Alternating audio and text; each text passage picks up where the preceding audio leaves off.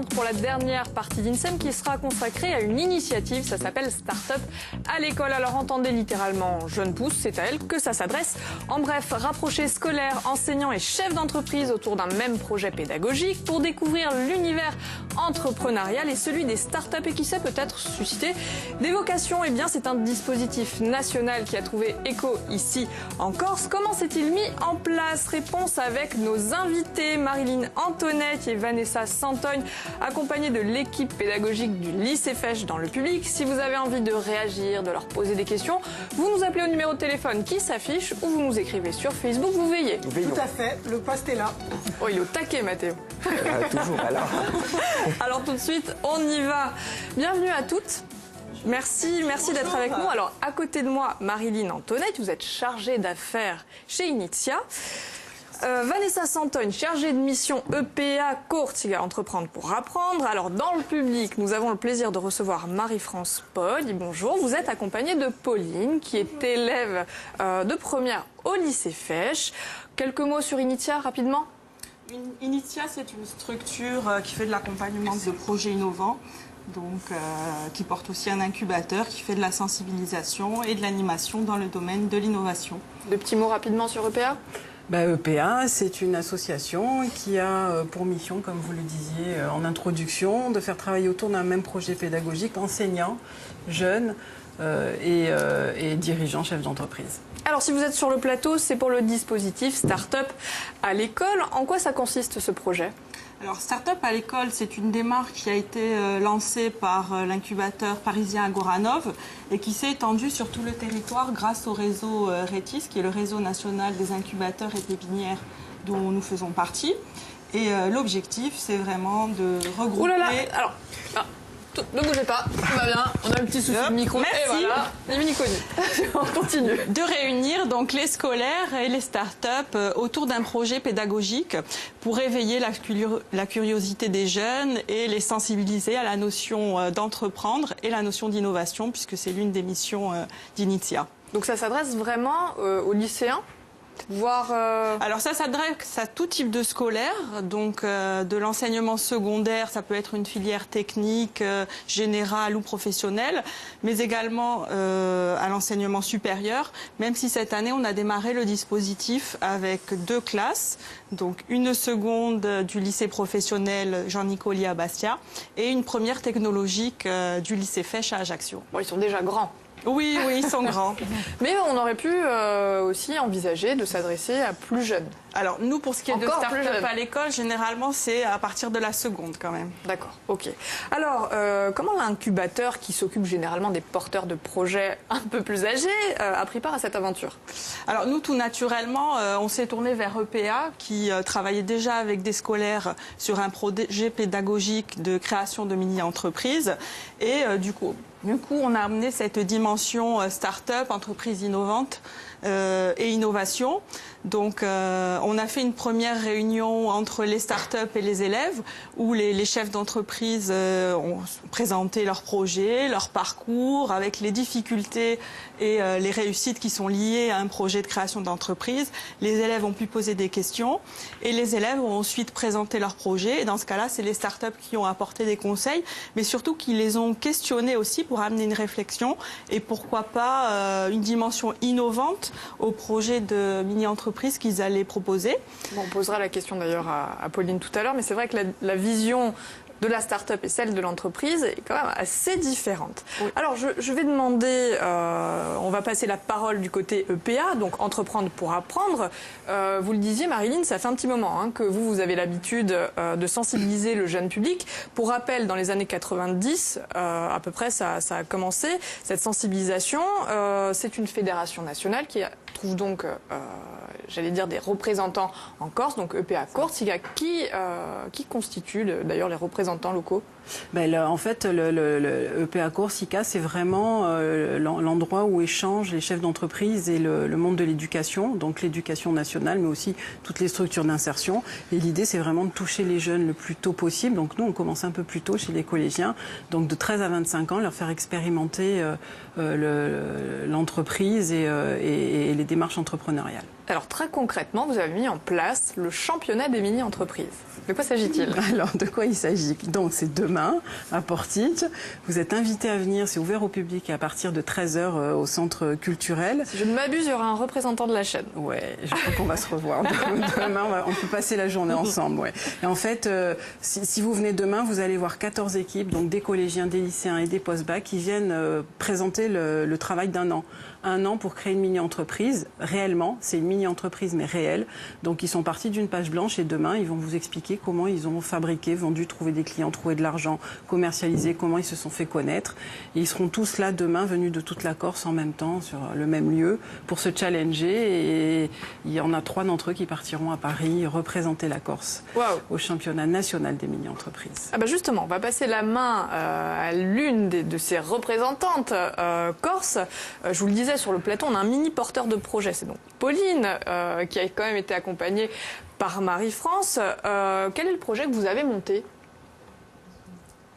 Alors nous, notre projet, on a voulu permettre aux amateurs de cuisine d'accéder en un clic à des recettes qui viennent de toutes les régions de France. Donc pour l'instant, c'est plus spécialisé pour la Corse. Donc on a un projet d'évolution et voir à l'international. Donc une application pour les gourmands. Exactement. C'est ça le projet. Alors entre l'idée et la concrétisation, est-ce que vous l'avez réellement créé, cette application? En fait, c'est pas une application, c'est un site qui est relié à un magnète. Donc... Oula, ça se complique. Non, c'est très simple. Non, franchement, c'est très simple. C'est un produit, c'est un petit magnète qui peut être décoratif, très amusant et très... Donc ce que vous avez appelé un magnète, c'est un petit aimant. Voilà, un petit aimant qui a la forme de la région concernée ou un petit carré avec le flash code. On a juste à flasher le code et hop, on arrive sur notre site qu'on a créé. C'est pas mal comme idée, je trouve. Bon, après, je ne veux pas influencer le jury, mais c'est vrai que... Alors comment ça s'est passé, Marie-France, pour accompagner les élèves? Alors, ce n'est pas toujours très facile de les accompagner, mais ça leur permet de passer de la théorie à la pratique. C'est la 3e année que j'adhère à ce projet organisé par EPA.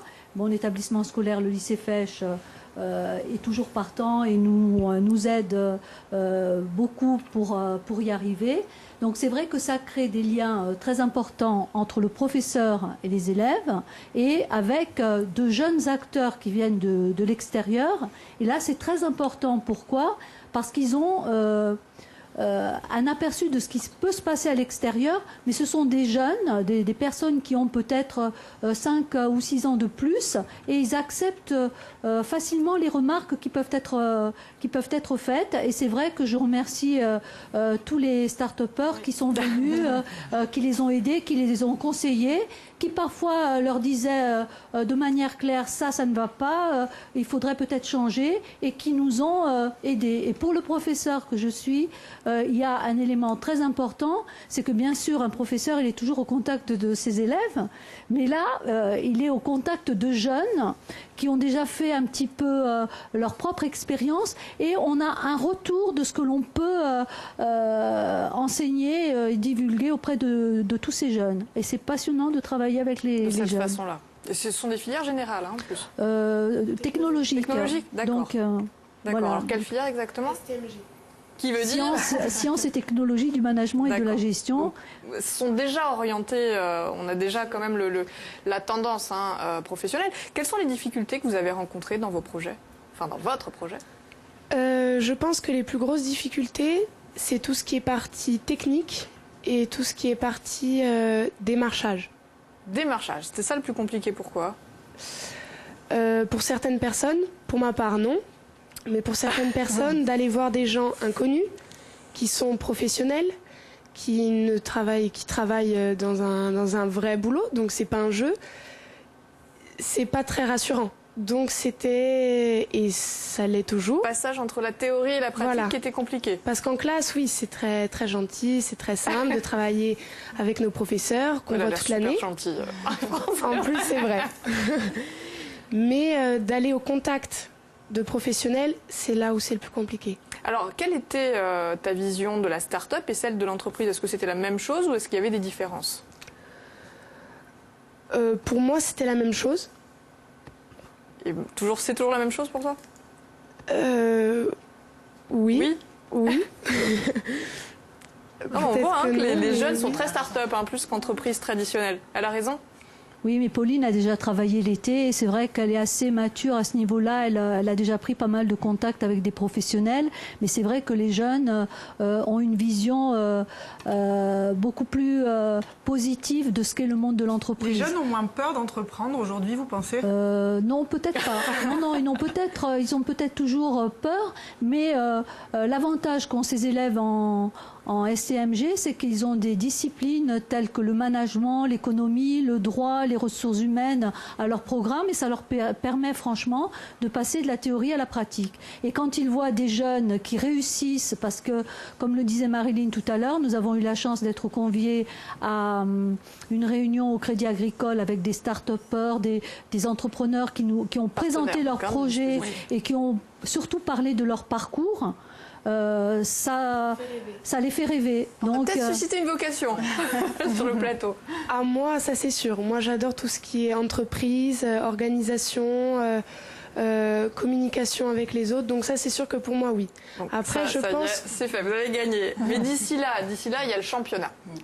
Alors, le championnat, forcément, entre l'envie de Pauline, mais le jury, comment ça va se passer? Il y a combien de participants en tout?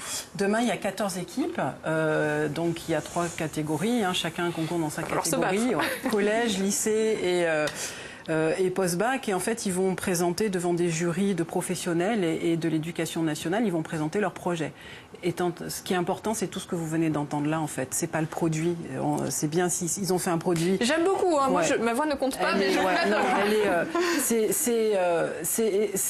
c'est exactement ce qu'on a envie d'entendre, pas dans les propos, mais dans la manière de le dire et la manière de dire comment on a vécu l'année, avec les difficultés, les réussites, les fiertés. C'est ça, en fait, qui va intéresser le jury demain.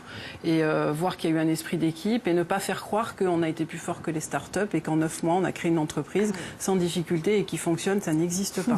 Voilà. C'est un peu la culture de la start-up. La culture de l'échec.